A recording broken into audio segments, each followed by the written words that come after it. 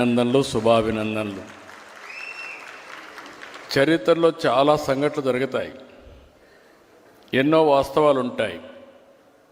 వాటిని మనకు చెప్పేది, భవిష్యత్ తరాలకు అందజేసేది పుస్తకాలే. రాష్ట్ర రాజకీయాల్లోనే కాదు, దేశ రాజకీయాల్లో కూడా 83 ఒక సంచలనం. ఒక ప్రాంతీయ పార్టీగా పుట్టి ఒక అరుదైన ముద్ర వేసుకున్న వ్యక్తి, చరిత్ర సృష్టించిన వ్యక్తి, యుగ పురుషుడు నందమూరి తారక రామారావు గారని చెప్పి నేను మీకు తెలియజేస్తున్నా. ఈరోజు మనందరం కూడా సజీవ చరిత్ర, అందులో జరిగిన ప్రజాస్వామ్య పరిరక్షణ ఉద్యమం కూడా ఎప్పటికీ సజీవంగా ఉంటుంది. నాడు జరిగింది కేవలం చరిత్ర కాదు, ప్రజాస్వామ్యంలో వర్తమానానికి భవిష్యత్తుకి ఒక సందేశం. ఇప్పుడే చాలామంది మాట్లాడారు. ఆ రోజులు ఒకసారి జ్ఞాపకం చేసుకుంటే, ఎన్టీ రామారావు గారు పార్టీ పెట్టడమే ఒక ప్రభంజనం అయితే, తర్వాత ఆయన ఎక్కడికి పోతే అక్కడ రాత్రింబగళ్ళు వెయిట్ చేసి మంగళారతులిచ్చి ఆయనకు స్వాగతం పలికారు. రాత్రింబగళ్ళు పడిగాపులు కాసిన పరిస్థితి. తెలుగు పౌరుషం, తెలుగువారి ఆత్మగౌరవ నినాదాలతో ప్రజలందరూ కోరుకున్నట్లే 83లో బ్రహ్మాండమైన మెజారిటీ, ఒక సునామీ సృష్టించారు. 3.5 దశాబ్దాల పాటు పరిపాలించిన కాంగ్రెస్ పార్టీని ఎక్కడికక్కడ పెద్ద ఎత్తున ఓడించారు. ప్రజలందరూ కూడా ఏకపక్షంగా నిలబడ్డారు. అయితే ఓసారి కాంగ్రెస్ పార్టీ చరిత్రలు కూడా మనం చూసుకుంటే, నాటి కాంగ్రెస్ నాయకులు, ఢిల్లీ పెద్దలంతా కూడా చాలా కుట్రలు చేశారు. అలాంటి కుట్రలో భాగమే 83 ఆగస్టు అని చెప్పి కూడా మీకు తెలియజేస్తున్నా. 20 నెలలే అయింది. ఇప్పుడే మిత్రులందరూ మాట్లాడారు. ఆయన ఆ రోజు మనం ఒకసారి గుర్తుపెట్టుకుంటే, హార్ట్ ఆపరేషన్ రావడం, అప్పుడు ఇండియాలో మంచి వైద్యులు కూడా లేకుండా పోవడం, అందుకే అమెరికాకి వెళ్ళి అక్కడ ఆపరేషన్ చేసుకొని తిరిగి వచ్చారు. తిరిగి వచ్చి మనం అందరం ఆనందంలో ఉంటే, ఆ రోజే కుట్రకు తెరదీశారు. అయితే ఆ రోజు నాకు బాగా జ్ఞాపకం, ఇప్పుడు చాలామంది గుర్తు చేశారు. ఇంద్రసేనారెడ్డి గారు కూడా గుర్తు చేశారు. అదే మరి బుచ్చయ్య చౌదరి గారు కూడా చెప్పారు.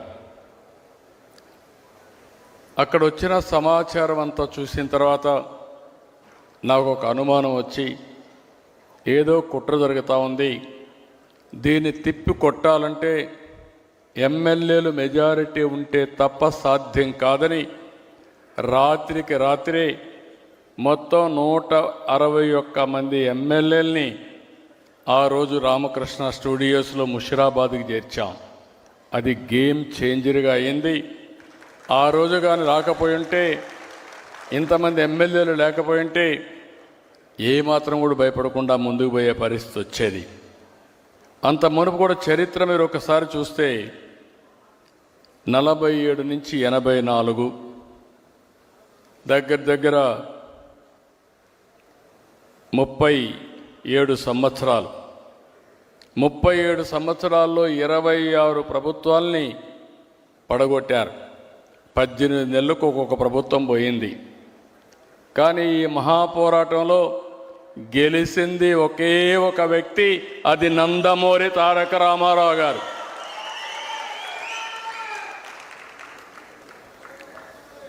దానికి కారణం 203 సీట్లతో గెలిపించారు. ఈరోజు మనం ఒకసారి చూస్తే, ఆయనకు జరిగిన అన్యాయం ఒక పక్కనైతే, ప్రజాస్వామ్యానికి జరిగినటువంటి ద్రోహం కింద ప్రజలందరూ సంఘటితమయ్యారు. ఇప్పుడే ఇంద్రసేనారెడ్డి గారు చెప్పారు. అప్పట్లో ఇంద్రసేనారెడ్డి చాలా పౌరుషంగా ఉండేవాడు, హైదరాబాద్లో ఉండేవాడు. ఆయన నేరుగా వచ్చి అంటే మన స్టూడియోకి వచ్చి అక్కడి నుంచి ఇప్పుడు కూడా గుర్తు చేశారు, ఎమ్మెల్యే క్వార్టర్స్ పోతే వీళ్ళందరి మీద దాడి చేశారు. అక్కడి నుంచి నేరుగా ఎమ్మెల్యే క్వార్టర్స్కి అందరినీ తీసుకురావడంలో ప్రముఖ పాత్ర వహించిన వ్యక్తి ఇంద్రసేనారెడ్డి గారు అని చెప్పి నేను మీకు తెలియజేస్తున్న 30 రోజులు కూడా. అదే మరిగా వెంకయ్యనాయుడు గారు అయితే మన నాయకుడితో రాష్ట్రమంతా తిరగడం, దేశంలో ఉండే నాయకులందరినీ ఒక త్రాటిపైకి తీసుకురావడం. వెంకయ్యనాయుడు గారు నేను 78లో కూడా చూశాను అసెంబ్లీలో. ఆ రోజు అసెంబ్లీలో ప్రతి ఒక్కరూ భయపడతారంటే ఈయన జైపాల్ రెడ్డి గారు ఉండేవారు. వాళ్ళ అసెంబ్లీని గజగజలాడించిన రోజులు అవన్నీ. అలాంటి వ్యక్తి పూర్తిగా సహకరించి మన నాయకుడు ఎన్టీ రామారావు గారు అంటే చాలా అభిమానంగా వెంకయ్యనాయుడు గారు ఉండేవారు.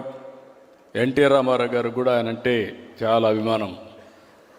ఇవన్నీ మనం ఒకసారి చూస్తే ఆనాటి గవర్నర్ రామ్లాల్ జరిగిన సంఘటన మీరు చూస్తే మెజారిటీ ఉంది, మీరు అసెంబ్లీ సమావేశం చేయండి, నేను బలాన్ని నిరూపించుకుంటానని అంటే కూడా చాలా దౌర్జన్యంగా, ఇప్పుడే లోపల వస్తూ ఉంటే వెంకయ్యనాయుడు గారు చెప్పారు, ఆయన మాటలోనే మీరు ఇంటే అర్థమవుతుంది, అంత అప్రజాస్వామికంగా చేస్తే ముఖ్యమంత్రిగా గవర్నర్ని కలవడానికి పోయిన ఎన్టీ రామారావు గారు తిరిగి పోలీసు వ్యాన్లో కంట్రోల్ తీసుకుపోయే పరిస్థితి వచ్చింది.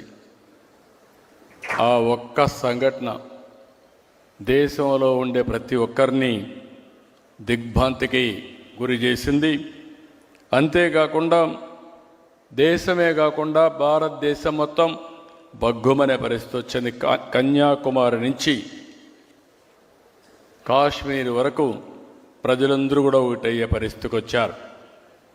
ఆంధ్రప్రదేశ్లో ఒక ప్రాంతం అని కాదు, ఒక గ్రామం అని కాదు, తెలంగాణ, ఉత్తరాంధ్ర, దక్షిణాంధ్ర, రాయలసీమ అందరూ ఒకటయ్యారు. ఎక్కడికక్కడ రోడ్డు ఎక్కారు. ఒక్క రోజు కూడా వదిలిపెట్టలేదు. ఇప్పుడే కొంతమంది మాట్లాడినప్పుడు చెప్పారు, వెంకటనారాయణ గారు మాట్లాడినప్పుడు చెప్పారు, నా చరిత్రలో నా జీవితంలో ఎప్పుడూ చూడనటువంటి సంఘీభావాన్ని చూశాను. మేమందరం ఆ రోజు ఎమ్మెల్యేలు కాపాడుకోవాలి, ఒక ఎమ్మెల్యేకి మంత్రి పదవి అప్పట్లో ₹1 కోటి మరి డబ్బులు ఆఫర్ చేస్తే వీళ్ళని కాపాడుకోవడం మాకు చాలా కష్టమైపోయేది. ఆ రోజు ఎంతోమంది సహకరించారు. మాకు తెలియని వ్యక్తులు, ఉదాహరణ మీరు ఒకసారి చూస్తే కర్ణాటకలో హెగ్డే గవర్నమెంట్ మాకు షెల్టర్ ఇవ్వాలి, దేశంలో ఎవ్వరూ ఇవ్వలేని రోజున కర్ణాటకలో మాకు అకామిడేషన్ ఇచ్చిన ఏకైక వ్యక్తి రామకృష్ణ హెగ్డే. ఆ రోజు అక్కడ రఘుపతి గారు మంత్రి.